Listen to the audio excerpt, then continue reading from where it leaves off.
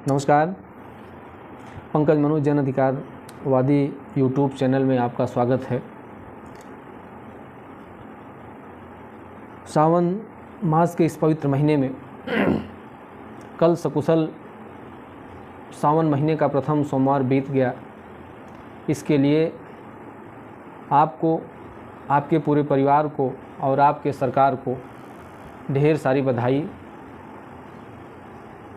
और विशेष तौर से कांवड़ यात्रियों को, शिव भक्तों को भी ढेर सारी बधाई। कल का दिन आप लोगों के लिए प्रथम सोमवार के रूप में बीता।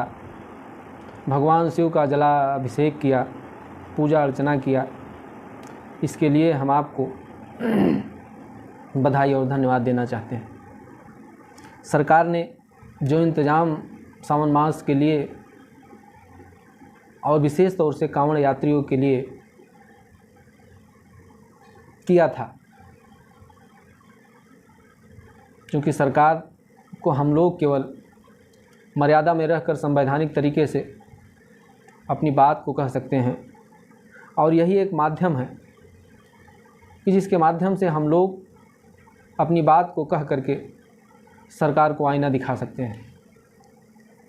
सावन महीने के पहले सरकार के फरमान जारी हुए कि जिन रास्तों से कांवड़ यात्रा होकर के गुजरेगी, कांवड़ यात्री भगवान भोलेनाथ का जलाभिषेक करने, पूजा याचना करने के लिए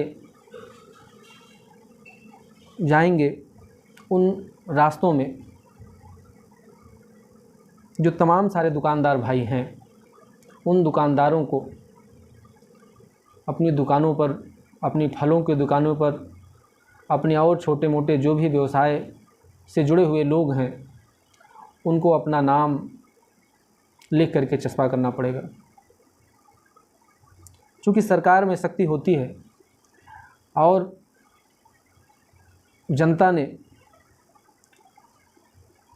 गलत ही तरीके से ही सही, लेकिन जो सहयोग दिया, उसकी बदौलत आज उत्तर प्रदेश की कुर्सी पर आदरणीय योगी आदित्यनाथ जी जैसे लोग उत्तर प्रदेश की कुर्सी पर बैठे हैं। आदरणीय योगी जी का फरमान आया, उस पर तमाम चर्चा हुई।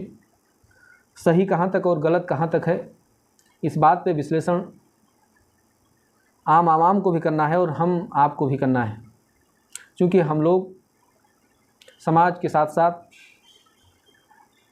कानून से भी समानता रखने वाले लोग हैं। शायद आम बहुत सारी चीज़ों को नहीं समझ सकता है, लेकिन हमारी नैतिक जिम्मेदारी बनती है कि जो चीज़ें समाज में संविधान सम्मत, विधि सम्मत हों या व्यवहार सम्मत हों, उस पर पूरी तरीके से प्रकाश डालना चाहिए। आदरणीय योगी जी का, उत्तर प्रदेश सरकार के मुख्यमंत्री साहब का जो फरमान आया कि जिन यात्रियों से कांवड़ यात्री गुजरेगा, यह कांवरियों के लिए जो मार्ग बनाए जाएंगे, उस मार्ग में या जो पहले से जो मार्ग निर्धारित हैं, उस मार्ग में आने वाले तमाम जो भी हमारे दुकानदार भाई हैं, उनको अपने दुकानों के सामने अपना नाम चस्पा करना पड़ेगा। इस आदेश के पीछे इस बात को विचार करने की ज़रूरत है कि जिस सरकार में जनता ने इतनी सख्त निहित की है, सरकार के तंत्र को इतना मजबूत बनाया है, आज़ादी के इन 75 सालों में सरकार के पास तमाम खुफिया तंत्र हैं, लेकिन उसका प्रयोग न करके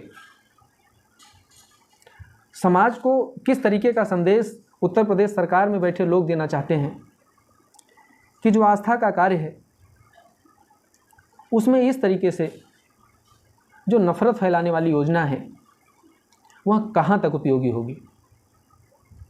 पिछले सालों का इतिहास अगर हम देखें, सावन के महीने में जो भी माहौल ख़राब हुए, दंगा होते होते बचा या थोड़े बहुत कहीं दंगे हुए, अगर दंगा कहीं होने से रह गया तो यह बातें स्पष्ट रूप से निकल करके आई कि किसी बुद्धिमान अधिकारी की वजह से दंगा नहीं हो पाया। और जहाँ दंगे हुए, माहौल ख़राब हुआ, उन्मादी लोग माहौल को ख़राब किए, उसमें किस तरह के लोगों की भूमिका थी और वो लोग किस दल और विचारधारा से समानता रखते थे, हमको लगता है कि समाज में पूरी तरीके से स्पष्ट रूप से परिलक्षित हुआ। इसलिए हम इस चैनल के माध्यम से कहना चाहते हैं कि जहां वास्तव में ज़रूरत सरकार की है, हाथरस में जो घटना हुई, जो इतने बड़े पाखंडी ढोंगी बाबा हैं, सरकार के आंकड़े कह रहे हैं कि लगभग 125 लोग मारे गए, लेकिन व्यवहारिक रूप में आंकड़े यह कह रहे हैं कि कम से कम 200 लोगों की हत्या हुई। उस कार्यक्रम को जो संचालित करने वाले लोग थे, उस कार्यक्रम में जिसकी जिम्मेदारी थी, एक भी लोगों के साथ कौन सी कार्रवाई हुई, बाबा की गिरफ्तारी क्यों नहीं हुई, कौन सी ऐसी मजबूरी थी, इस बात पर मीडिया भी मौन है। और पूरे हिंदुस्तान की मीडिया उस विषय में पूरी तरीके से उसका विश्लेषण नहीं कर पाई कि घटना के पीछे कमी किसकी है, उसका परमिशन था कि नहीं, और परमिशन कितने लोगों का था, वहाँ इंतजाम कितने लोगों के थे। लेकिन चरण रज लेने के लिए इतने लोग काल के गाल में समा गए।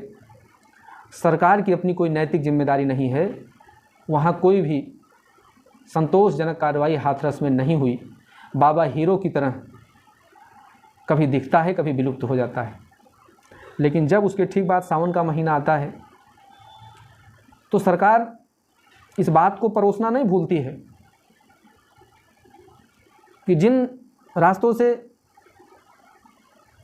कांवड़ यात्रा जाएगी, उन रास्तों के दुकानदार दुकान पर अपने किस जाति और धर्म मजहब के लोग हैं, वह वहाँ चस्पा करेंगे, अपने दुकान का नाम, अपना नाम चस्पा करेंगे। तमाम विश्लेषकों की, नेताओं की प्रतिक्रिया आई, लेकिन सरकार पर इससे कोई असर पड़ने वाला नहीं है। इसके पीछे आखिर मकसद क्या हो सकता है? मकसद सिर्फ और सिर्फ यही है कि जब संघ लोक सेवा आयोग में थोक के भाव IAS जो देश की दिशा और दशा बदलने के लिए बनाए जाते हैं, लिटरल एंट्री के माध्यम से बना दिए जाते हैं, उनको देश का आवाम, देश का यह थका हारा भूखा जो समाज है, जो मंदिरों में मत्था टेक करके इस बात की दुहाई करता है कि हमारा भी बच्चा तैयारी कर रहा है, IAS बनेगा, उनको यह बात पता नहीं चल पाती है कि लिटरल एंट्री के माध्यम से चोर दरवाजे से कितने क्लास 1 के अफसर बना दिए जा रहे हैं। यह बात समाज में, समाज के लोगों को नहीं पता चल पाती है।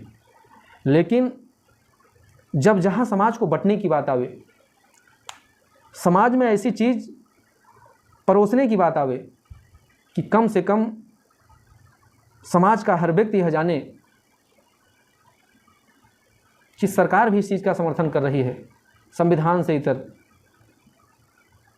कि जहाँ से कांवड़ यात्रा गुजर रही है वहाँ कौन हिंदू और कौन मुस्लिम है, कौन सिख और कौन ईसाई है, कौन दलित और कौन आदिवासी है। समाज इससे नहीं बन सकता है, इसलिए कि संविधान बनाने वालों ने भारत में एक स्वस्थ समाज का सपना देखा था, जहाँ जाति, धर्म, मजहब के आधार पर बांट करके समाज में राज करने वालों के लिए कोई स्थान सुरक्षित नहीं किया था। जो लोग संविधान में विश्वास करने वाले लोग थे, जो संविधान को मानने वाले लोग थे, धर्म के पीछे जो राजनीति करने में विश्वास नहीं रखते थे, संविधान ऐसे लोगों के लिए बना था और संविधान ऐसे लोगों को मान्यता देती थी। लेकिन आम आवाम को, आम जनमानस में उत्तर प्रदेश की तानाशाही सरकार ने जिस तरीके से आज इस फरमान को जारी करके समाज को विभाजित करने का कार्य किया है, समाज को कमज़ोर करने का कार्य किया है, वास्तव में आज यह कार्य बहुत ही चिंताजनक और अफसोसनाक है। इसलिए हम सबसे पहले इस सरकार से मांग करना चाहते हैं कि जो इस तरीके के आदेश हैं पहले तो ख़त्म होना चाहिए, इसलिए कि हम लोग भी इसके प्रत्यक्ष गवाह रहे हैं कि जब भी कोई धार्मिक अनुष्ठान या धार्मिक आयोजन होते हैं तो तमाम सारे अन्य समाज और अन्य धर्म से समानता रखने वाले लोग भी चढ़ बढ़ कर हिस्सा लेते हैं। यही हमारे समाज की एक परंपरा रही है। लेकिन समाज में इस तरीके से विभेद फैला करके, समाज में इस तरीके से विकृति फैला करके वर्तमान सरकार समाज को किस तरीके का मैसेज देना चाहती है, यह बात नहीं समझ में आती है। इसलिए हम विशेष तौर से इस यूट्यूब सोशल मीडिया के माध्यम से आम आवाम से गुजारिश करना चाहते हैं कि समाज में अमन चैन कायम हो और समाज में इस तरीके की विकृति घर ना कर पावे, समाज बट ना पावे, समाज में इस तरीके की तुष्टीकरण की राजनीति कोई स्थान अपना न बना पावे। ये समाज के हर वर्ग के लोगों की जिम्मेदारी बनती है। सावन का महीना अच्छी तरीके से बीते और जिन लोगों का विश्वास कांवड़ यात्रा को लेकर के है, उस यात्रा में समाज के हर वर्ग, हर मजहब को मानने वाले लोग उनकी सेवा करें। सब लोग मिलजुल करके हर अनुष्ठान को पूरा करें। यही हमारी और हमारे देश समाज की सुंदरता है और हम लोग इसी में विश्वास रखते हैं। इसलिए संदेश एक ऐसा जाए कि सरकार का आदेश बौना साबित हो जाए। यह जिम्मेदारी हमारी और आपकी बनती है। हम चर्चा करते रहेंगे। तब तक के लिए पंकज मनोज जन अधिकारवादी चैनल में आपका पुनः हम स्वागत करें, आपका क्रांतिकारी इस्तकबाल करें। इसके पहले कि आप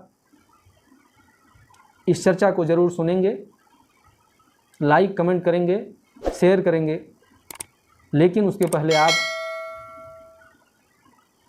का कमेंट ज़रूर आवे। आपका सबसे बड़ा सहयोग यही होगा। इसी अभिवादन के साथ पुनः क्रांतिकारी इस्तकबाल। बहुत बहुत धन्यवाद।